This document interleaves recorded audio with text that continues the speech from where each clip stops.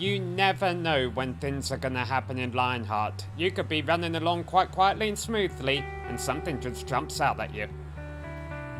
Fortunately, we avoided that one. Here is a 30-second recap. Kentucky served as a venue for round 5 of a 2021 Lionheart IndyCar Championship for the OMA's 200. There were only a few cautions during the race, but one flew at a critical time during the pit stop cycle, putting some big names towards the rear.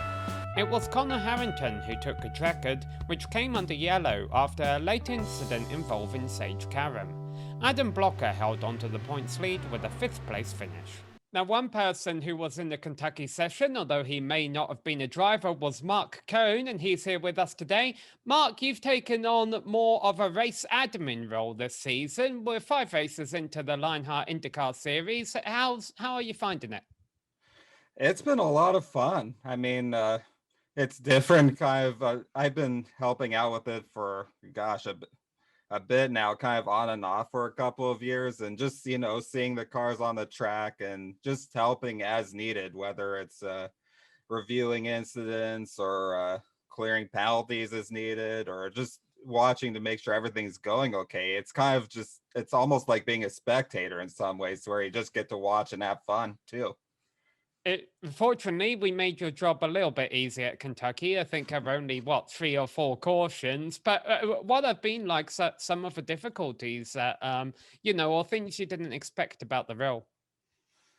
Well, sometimes it's just tough because there might be incidents that you see where it's just oh so close, where you don't know whether, okay, did this person really take, like person A really hit person B, or was there net code involved or outside circumstances? And sometimes it gets to the point where you can't just do it right in the moment. You have to do it later on.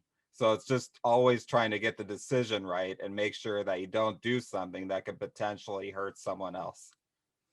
And we appreciate everything you do because these are difficult decisions. I know I've been involved in incidents in the past where sometimes I've agreed with race admin, sometimes I haven't. So all the best of luck going forward. However, you're not just involved in race admin. You do still race over in the Retro Series and over in the Speedway Series. And for our viewers who aren't aware, congratulations, you took the Retro win last week. Well, thank you. It had been almost 2 years since my last Lionheart win, so I wanted that so bad. And then at Pocono, I mean, the last time I raced there was in the Lotus was 2019, and in that event, I mean, I qualified on pole, was up front the whole race, and then kind of just gave it away with one bad move. This one was so different because I started around 13th. Really, I felt botched qualifying. Had to work so hard to get through the field with the tough aero package, which got better as the race went on. And that last lap, it was still one of the most intense things I've ever been through in this league. And for people who would want to watch that again, obviously they can go and watch a broadcast of the Lionheart Retro Series. All of those races are broadcast, but also on your own personal YouTube channel, the DMLC Racing channel. You like to upload your onboards of those races, and they'll get to see the win from your perspective. Absolutely. I might recommend turning down the volume just a bit, though. It had been a long time. I got a bit excited. Hey, it's the emotion that makes it exciting. But you've actually, we've talked about your race admin roles, we've talked about your driving role, but also you're starting to do more with sponsoring the series now with the DMLC channel. I think you've helped in other areas with that regards. Yeah, it's just Lionheart has given so much exposure to my channel, which has gotten me more subscribers, more views. It's just been amazing. The league just does so much for everyone that's involved that I wanted to put my hat in. And then with the Retro Series last year, the Speedway Series, the inaugural season this year, it's been amazing, and I wouldn't trade for anything. And and going back to that, you're no new boy to sim racing. I'll let you elaborate on this, but it's like you've been around a while. How has all this just came about? Because I think it was only 3 or 4 years ago you were a complete newbie to Lionheart, and now, of course, you're a very well known, very well respected driver, personality across all three divisions that Lionheart has to offer. Can you talk about how you've gone from um, well, your sim racing beginnings to the position that you're in today? Sure. I mean, honestly, back in 1995, when I was 4 years old, I got my first copy of NASCAR Racing, and I was on the keyboard back then. It was one of those computers that had a turbo button on it, which was something. I had so little confidence. It took me until 2012 just to go into online racing, and in 2017, I had back issues, which took me out of the rig for a few months. And after that, I just decided I wanted to see how far I could go in this hobby and got into iRacing. I couldn't justify the price before then, but then seeing how much was involved, including Lionheart, which I didn't think I would ever be good enough for even. And then a year later, I finally got the gumption to apply, got in, and I'm just I've achieved everything I could ever want, and that's thanks to this league. A huge thanks to it.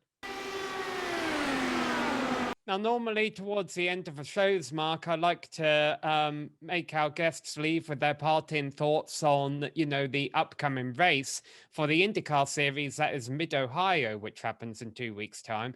But I think a more exciting thing we have coming up is the fact that it is now finally the month of May. And so, of course, it's an exciting time for all of us, not only as Lionheart drivers, but as fans getting to watch the, Indianapolis 500, the Indianapolis Grand Prix. Um, but then also obviously across the Speedway series and the Retro series, which we've already mentioned, you're very involved with. We have races at Indianapolis there in the not too distant future, and in the IndyCar series. What are you looking most forward to right now as a fan and as a driver? Now that it's the month of May. Oh man, as far as the as far as gosh, where do I even start? I mean, as far as the racing, I mean the Indy 500, that's like number one just because the big spectacle.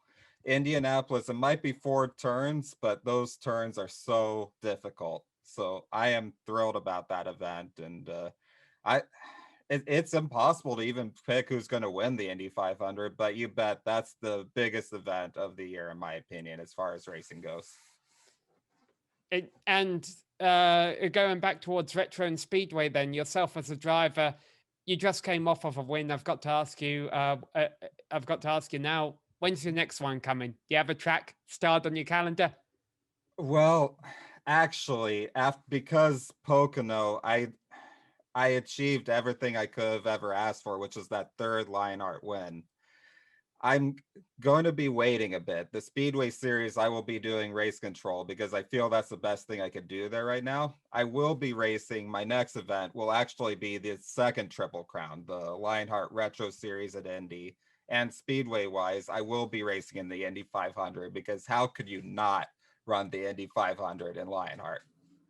Well, so from the sounds of it, you're taking a little bit of a step back from the driving side. But hey, if you're still there at the Triple Crown races, I think you're answering my question there. If you're going to get another win, it's going to come at, you're going to make it a big one. Oh man, that event last year. I mean, we know late in the race I was up there. So if I could possibly do what I did at Pocono again, I don't know what I how that would be a dream come true. So we're gonna give it everything. It will be fun and we will be there. And we all look forward to seeing it. Well, again, thanks for coming to talk to us, and Mark. Thanks for everything you do for the league. You definitely bring a lot of enthusiasm across all three series. We really all appreciate you being around.